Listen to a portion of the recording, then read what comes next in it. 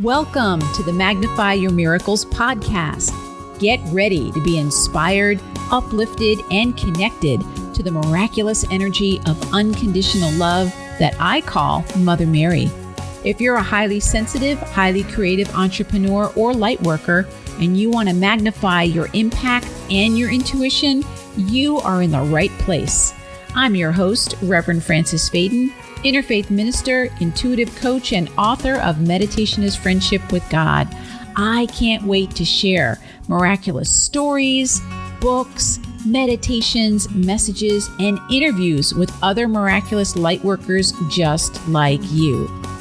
Are you ready to magnify your miracles? What are we waiting for? Let's get started.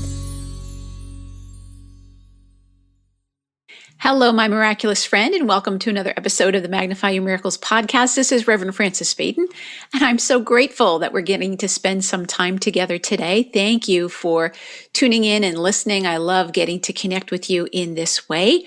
We're going to be talking about a really interesting topic and something that I work with my clients with a lot. It's the topic of doubt, and I will give you a little bit of a different way of looking at how to address this, and it's going to be kind of fun. I hope that you really enjoy it. So before we get into all of that, let's get ourselves ready to receive this inspiration by taking a few deep breaths together. If you are driving, please keep your eyes on the road. But I'm going to ask you now to bring your awareness to your breath.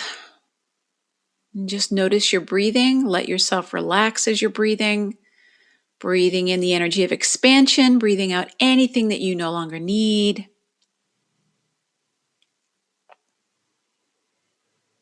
And whatever it is that you're here to receive today, just let yourself imagine for a moment that you've already received it and feel the energy of having received it. Feel the gratitude, feel the joy, feel the inspiration, the connection, whatever it might be for you. Let yourself feel it now, knowing that that is exactly what's going to be happening for you. We'll take one more deep breath together in gratitude, and we can begin. All right, my friend. Well, welcome back. I'm so grateful to be here with you today. I am recording this podcast still in the Easter season. And so I have many of the Easter stories still on my mind. And one of the Easter stories is obviously it's after the resurrection when Jesus comes and he appears to the disciples. And of course, we know that the very first disciple he appears to is Mary Magdalene. Mary Magdalene, who was right there Easter morning, still ready to be of service to her teacher, still ready to be of service to God. And of course, because she's there, that's who Jesus appears to first, among other reasons. Then she goes back and tells the other disciples, and they don't believe her. Peter and I think it's John run back to the tomb, and they see that the stone, the huge stone, has been rolled away, and that the clothes that he was buried in, the cloth he was buried in, is just lying there. And he is nowhere to be seen, nowhere to be found. So the interesting thing is that Jesus does come and appear to the other disciples later on, but Thomas is not there. Now, I'm talking about Thomas for a very good reason, because I want to talk to you about something that so many of us deal with, and it's the energy of doubt. The energy of doubt. Now, if you've ever struggled with doubt, a lot of times we struggle with self-doubt, or we want to believe, but we have a hard time believing. And, maybe you're a super logical person and you have a hard time taking that leap of faith. And I'm here to tell you it's okay. However you're wired, if you're a super left brain person, if you're not a super left, it's okay. In my time of working with Mother Mary, one of the things that I have seen and I have learned is that she continues to ask us and invite us to be ourselves, to be completely ourselves, to be honest about our struggles, to be honest about our doubts, to be really, vulnerable and let ourselves be seen by her and by the divine. And part of that is if you're struggling with some doubt, don't pretend that you're not struggling with it. Let yourself be I really want to believe this, but I don't believe it. Maybe you're like me and like other people who, when you're going to make a decision, you could really use a sign. And you might even say, all right, God, if you really want me to do this next thing, if you want me to sign up for this class, or you want me to take this action, or you want me to apply for this job, like give me a sign. And some people say, oh, you shouldn't do that. You should never do that. But I say, do it. And I'll give you the reason why. Because doubt is like a pernicious thing. It can really eat away at your faith, and it can eat away at your sense of inner knowing, I guess is the best way. And if you just let it go on and on and on, and you kind of wallow in doubt and you never address it and ask for what you need, it just sits there and it just becomes this persistent thing. And it's going to really kind of throw a wrench into your ability to make decisions, your ability to hear your intuition, because it's like static. It's like you got to clear out that static so that you can be clear about your decisions. And when you have that clarity, the universe rushes in behind to really support you in whatever it is. So this brings us back to our good friend, St. Thomas. Now, you might be thinking, if I want to overcome doubt, why would I want to be like St. Thomas? What is Reverend Francis saying here? Be more like Thomas, when I've heard all my life, don't be a doubting Thomas. Well, I'm going to share with you a secret that is in plain sight in this Bible story.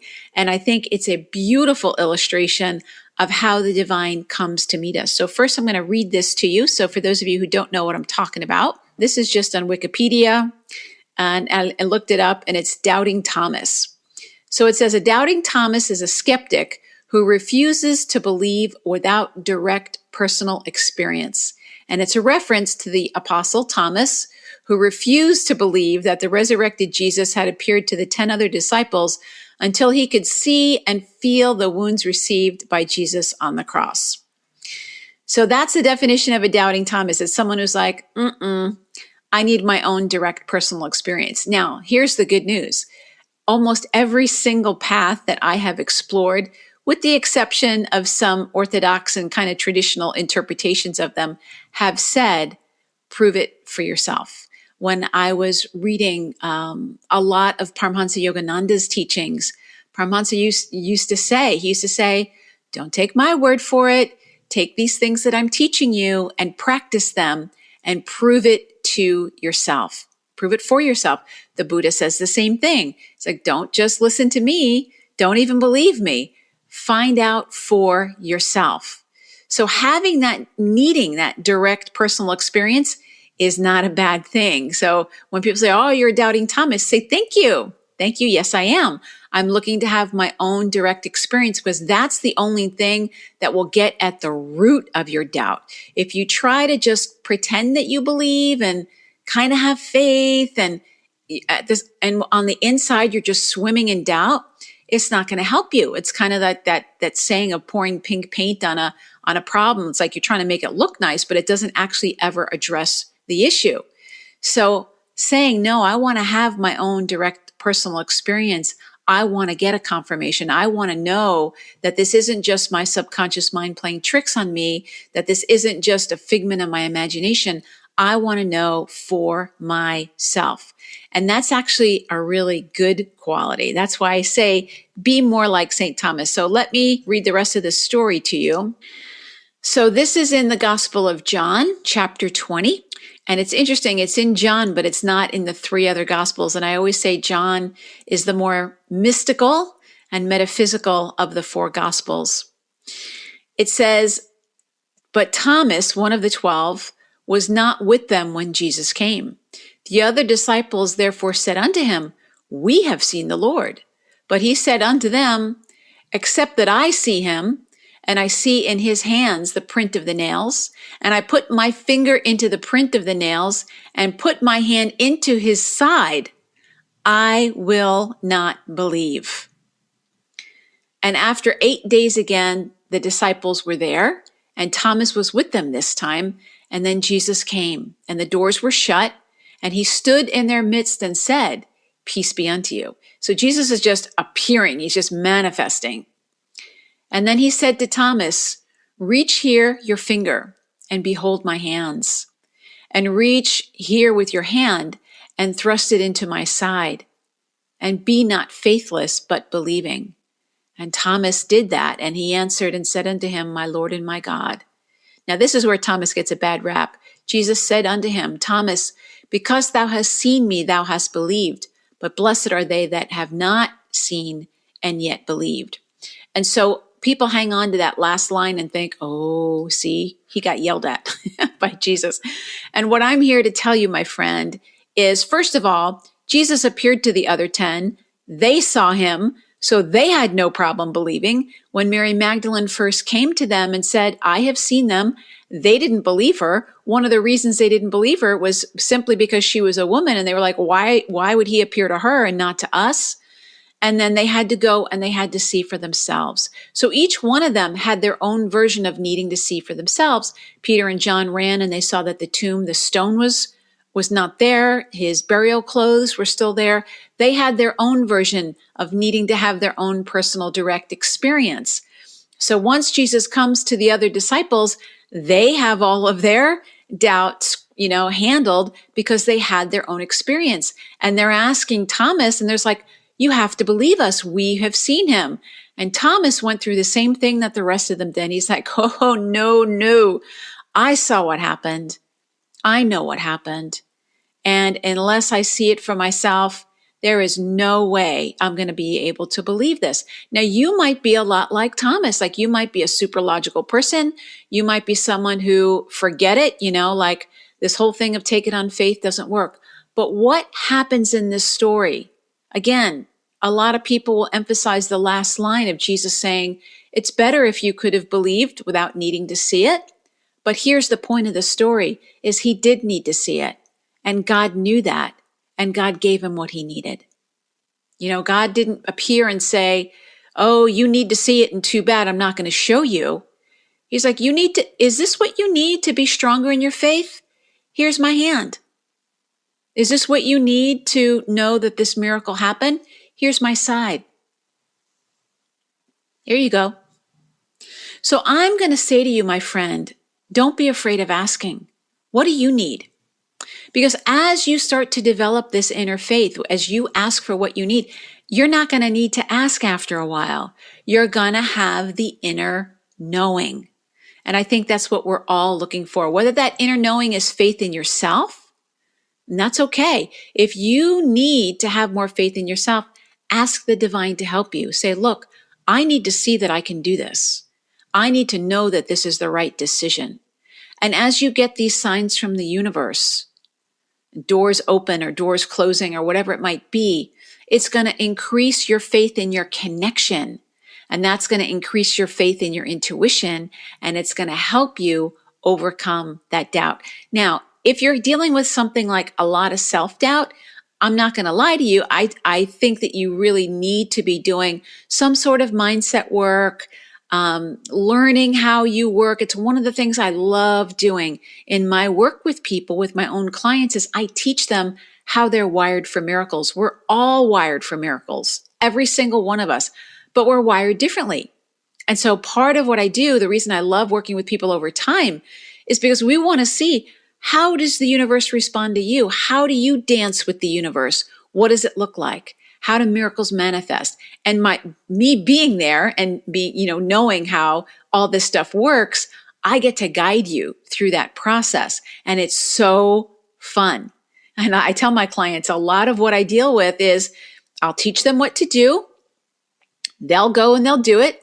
I'll talk to them the next week and they'll say, you'll never guess what happened. I say, tell me what happened. They'll be like, it's the craziest thing. The thing we talk about actually happened. And I say, stop right there. Let's not call it crazy, because now you're kind of pushing it away. Or they'll say, I can't believe it. I say, yes, you can believe it. My job is to help you believe it. Or they'll say, oh, this thing it came out of the blue. I'm like, you're right. It came out of this, other side, this field of blue. I always say when we say it came out of the blue, we're really saying it came out of the grace of Mother Mary. Absolutely. But it didn't happen by chance. It happened because you're now in a relationship with yourself and with the universe, and you're asking for what you need, and you're working with the way that you are wired. That's how we magnify our miracles. That's how it happens. So this is a beautiful story. Now, if you know anything about the rest of the story of St. Thomas the Apostle, he ends up being one of the most powerful of the post-resurrection disciples. He ends up, I believe, in southern India, and so many miracles and so much power because his doubt is wiped out because he asked for what he needed. So my friends, what is it that you need? Mother Mary is telling us all the time, ask for the graces that you need. If you need more confidence, ask for that to be increased. If you need to understand, if you really want to understand scripture, that was my prayer for a long time. It's like, I just don't understand this Christian scripture. It's like there's so many things that didn't make sense to me because I am a logical person. It didn't really make sense. And you know what happened to me? Divine Mother put me on the path of yoga. And I started studying Paramhansa Yogananda's teachings. And the more I did, the more I understood Christianity. Who'd have thunk that I needed to understand yoga and the principles of yoga? I don't mean yoga postures. I mean the philosophy of yoga.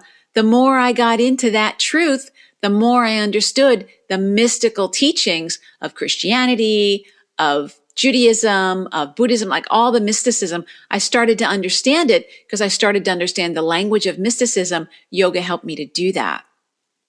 We never know how these prayers are going to be answered. But now when I read scripture, it makes so much more sense to me because I have a context for it that I didn't have before. And again, being a logical person, that really makes a difference for me. So I'm going to ask you one more time, what is it that you need? What would help you overcome your doubt? What would help you overcome your doubt? Whatever it is, ask for it. Ask Mother Mary, ask Yogananda, ask the Christ vibration, ask your guardian angel, whatever you believe in, doesn't matter to me. But ask, don't sit and stew in the toxicity of doubt. So as highly sensitive people, a lot of times we need to do things a little bit differently. You could look at a house online and say, oh, that looks like the perfect house. And then you drive through the neighborhood and you're like, ooh, the energy here doesn't feel really right for me. You go in the house and it might not be the right energy for you. So that's honoring, the way that you need. And Mother Mary keeps saying to us over and over again that you need to do that. You need to honor the way that you're wired as a highly sensitive person and ask for what you need. There's nothing too small. There's nothing too great. If you need it, think of St. Thomas. Think of this story. He's like, oh, no. I need to see it myself. Not only do I need to see it, but I need to actually put my finger in that spot because I need to really get it in my body that this is the truth. So I encourage you to be more like St. Thomas. And if you are in a place in your life where you are really ready to magnify your miracles, you're ready to overcome doubt, you want to learn how you and the universe dance together, I highly recommend that you set up a miracle meeting with me and we can talk about whether or not this is the right thing for you, whether this is going to be the thing that's going to help you to really live a more miraculous life. So thank you so much, my friend. I'm so grateful to get to spend this time with you and know that you can overcome these doubts. You're not stuck with them for the rest of your life. And always remember that the key to magnifying your miracles is to know that your miracle is already here. That's the first step. All right. God bless you, my friends. Bye-bye. Thank you for listening to the Magnify Your Miracles podcast. I'm so grateful to be able to spend this time with you. If you want even more inspiration, feel free to visit my website, francisfaden.com or magnifyyourmiracles.com. And if you did enjoy this episode, I would really appreciate it if you left a review on iTunes, Stitcher, or wherever it is that you connect with awesome podcasts. Remember, the key to magnifying your miracles is remembering that your miracle is already here.